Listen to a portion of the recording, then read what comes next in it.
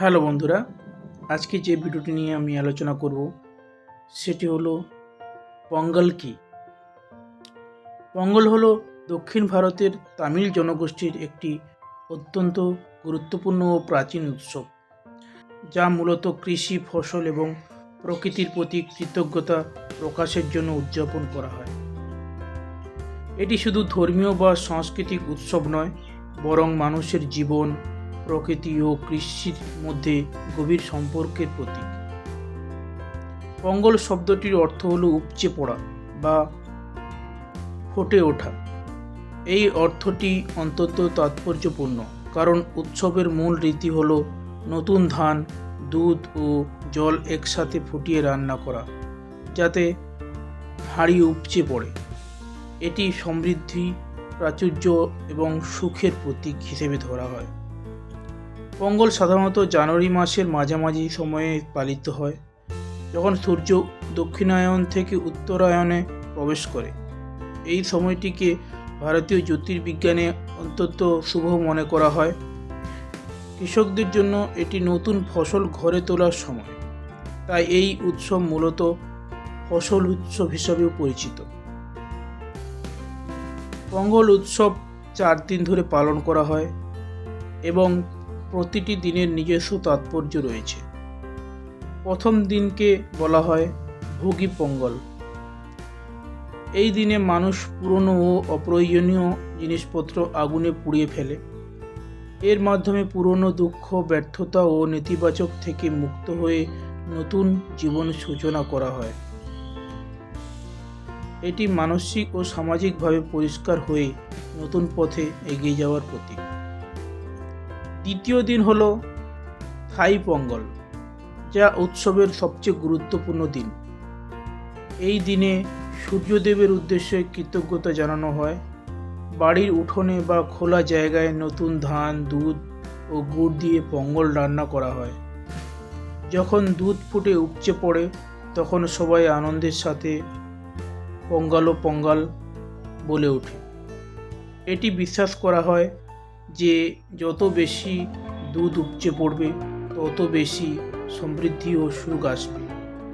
এই দিন সূর্যকে শক্তি, আলো ও জীবনের উৎস হিসাবে সম্মান জানানো হয়, কারণ সূর্যের আলো ও তাপ ছাড়া কৃষিকাজ সম্ভব নয়। তাই পঙ্গল উৎসব প্রকৃতপক্ষে সূর্য ও প্রকৃতির প্রতি মানুষের কৃতজ্ঞতার প্রকাশ। তৃতীয় দিন হল মাটু পঙ্গল। এই দিনে গরু ও অন্যান্য গৃহপালিত পশুদের সম্মান করা হয়। ভারতীয় কৃষি ব্যবস্থায় গরুর ভূমিকা অত্যন্ত গুরুত্বপূর্ণ। চাষ, পরিবহন ও কৃষিকাজে তারা অপরিহার্য। এই দিনে গরুকে স্নান করানো হয়, শিঙে রং করা হয়, ফুল ও মালা পরানো হয়। এর মাধ্যমে মানুষ স্বীকার করে যে পশু ছাড়া কৃষকের জীবন অসম্পূর্ণ।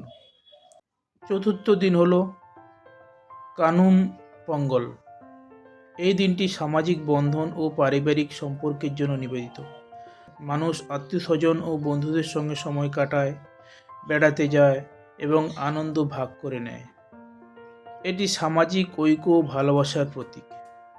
পঙ্গল উৎসবে খাবারের একটি বিশেষ গুরুত্ব রয়েছে।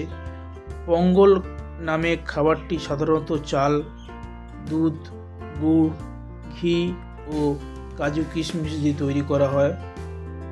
এটি শুধু খাবার নয়, বরং নতুন ফসলের প্রতীক।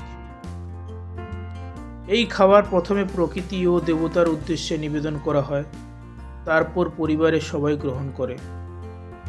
সাংস্কৃতিক দিক থেকেও পঙ্গল অত্যন্ত গুরুত্বপূর্ণ। এই সময় তামিল সংস্কৃতির লোকগান, নৃত্য, ঐতিহ্যবাহী খেলা ও সাজসজ্জা দেখা যায়। বাড়ির সামনে রঙিন কোলাম আঁকা হয়, যা সৌভাগ্য ও ইতিবাচক শক্তির প্রতীক।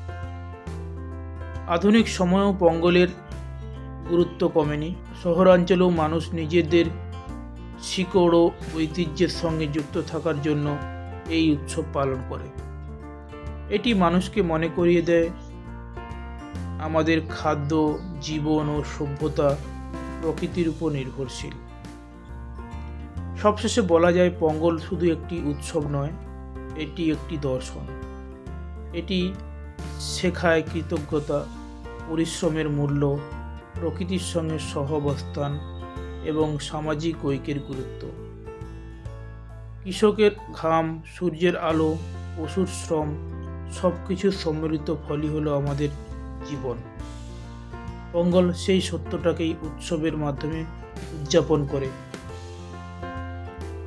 তো এখানে আমি ভিডিওটি শেষ করার আগে বলছি, এই উৎসবটি সম্বন্ধে অনেকেই বাঙালিরা হয়তো অনেকেই জানেন না। তো এই জিনিসটা আমি উপস্থাপন করলাম। তো আপনাদের কেমন লাগলো এটি কমেন্ট করে জানাবেন এবং চ্যানেলটিকে লাইক এবং সাবস্ক্রাইব করে দেবেন।